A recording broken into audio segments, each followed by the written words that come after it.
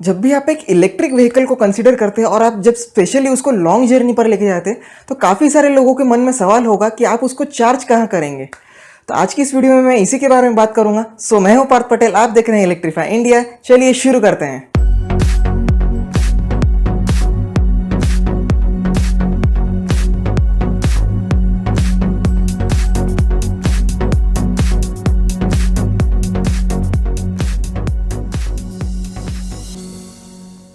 जैसे कि सबको पता है कि जो टेक्नोलॉजी है वो आगे बढ़ती जा रही है और वैसे ही आप इस टेक्नोलॉजी की मदद से चार्जिंग स्टेशंस को भी ढूंढ सकते हैं। हालांकि अभी तक इतने सारे चार्जिंग स्टेशंस नहीं है, पर आने वाले टाइम पे ये काफ़ी ज़्यादा बढ़ने वाले हैं और इन ऐप्स की मदद से आप उसको कन्वीनियंटली ढूंढ सकते हैं। और क्या पता आने वाले टाइम पे मेरे तरफ से भी आपको एक चार्जिंग ऐप देखने को मिल जाए। ये तो रही बात की बात, पर बढ़ते हैं सबसे पहले ऐप की तरफ, जो कि है फोर्टम की तरफ से। फोर्टम चार्ज एंड ड्राइव इस ऐप का नाम है। इस ऐप का मुझे सबसे अच्छा फीचर ये लगा कि आप बिना लॉगिन किए जो फ्री चार्जर्स है उसमें आप चार्जिंग शुरू कर सकते हैं। एक एग्जांपल के लिए मैंने यहाँ पे एक चार्जर चूज़ कर लिया, जहाँ पे आप देख सकते हैं कि जो दो पोर्ट्स दिख रहे हैं CCS और शेडमो। तो यहाँ पे मैं CCS चूज़ कर लेता हूँ, जहाँ पे आप चार्जिंग को शुरू कर सकते हैं। पर यहाँ पे सबसे पहले कह रहा है कि ये आपको पेमेंट जो है वो पेमेंट जो प्रोसेस है वो सेटअप करना पड़ेगा, जैसे कि अपना कार्ड या फिर बैंक डिटेल देनी पड़ेगी। अभी तक इसमें सिर्फ कार्ड का ऑप्शन है, पर आने वाले टाइम पे आपको ज़्यादा पेमेंट ऑप्शंस भी देखने को मिलेंगे।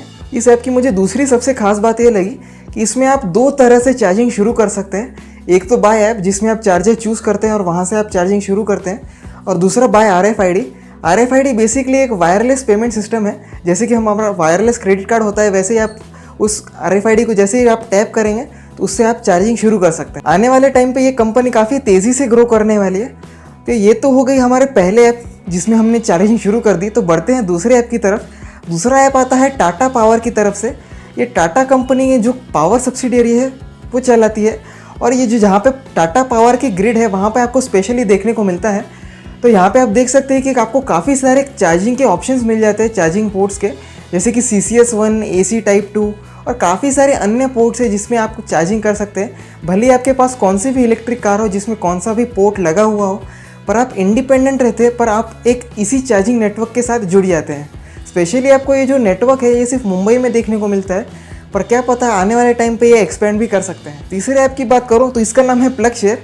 ये एक कम्युनिटी बेस्ड चार्जिंग ऐप है, जहाँ पे आपको काफ़ी सारे चार्जिंग स्टेशन देखने को मिलते हैं जो कि आपको किसी दूसरे ऐप में देखने को नहीं मिलते। इस ऐप में आप अपने घर पे लगे चार्जर को भी पब्लिक कर सकते हैं, जिसकी वजह से बाकी सारे लोग भी उसे यूज़ कर सकें।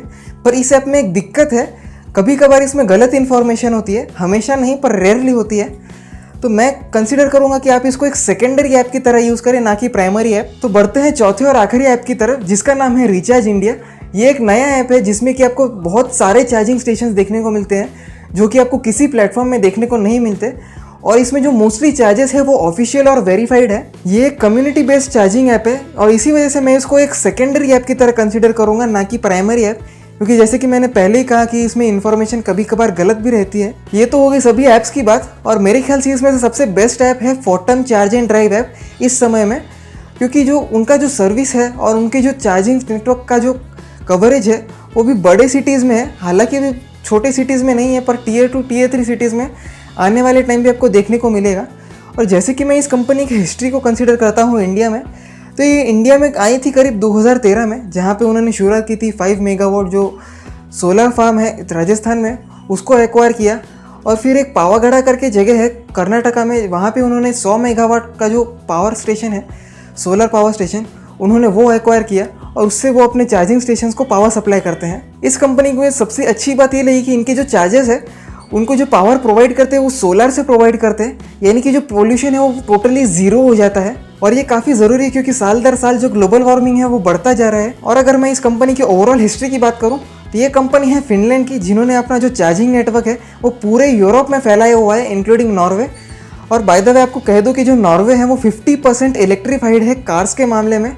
आने वाले टाइम पे आपको इसमें भी एक वीडियो देखने को मिलेगा, और अगर आप वो वीडियो मिस नहीं करना चाहते तो इस चैनल को सब्सक्राइब कर लीजिए और बेल आइकन को ज़रूर दबाइए। दोस्तों, मैं आशा करता हूँ कि आपको वीडियो पसंद आया होगा। अगर आपको पसंद आया है तो लाइक कीजिए। अगर आपको ऐसे ही इलेक्ट्रिक व्हीकल से रिलेटेड वीडियोज़ देखना पसंद है तो सब्सक्राइब कीजिए। तब तक के लिए जय हिंद, वंदे मातरम।